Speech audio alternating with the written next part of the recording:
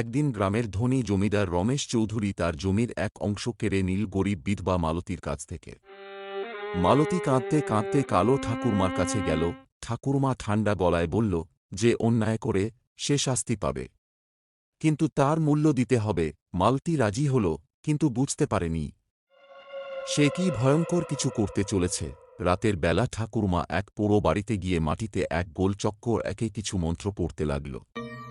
বাতাস হঠাৎ ভারী হয়ে উঠল, আশেপাশের কুকুররা চিৎকার করে উঠল।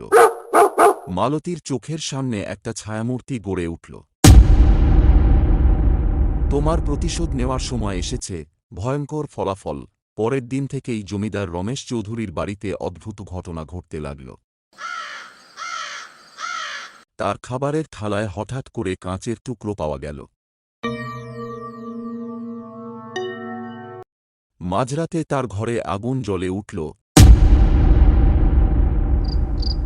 চারদিকে শুধু একটা কথা বাতাসে ভাসছিল, কালো জাদু যার কাছে যায় সে তার থেকে মুক্তি পায় না। শেষ কথা, গ্রামের লোকেরা বলে, সেই রাতের পর থেকে রমেশ চৌধুরী পুরোপুরি বদলে গিয়েছিল। কেউ বলে সে নাকি রাতের আঁধারে কারো ফিসফিসানো কথা শুনতে পেত। কেউ বলে আয়নার সামনে দাঁড়ালে তার প্রতিবিম্ব নাকি হাসত, কিন্তু সে নিজে হাসত না।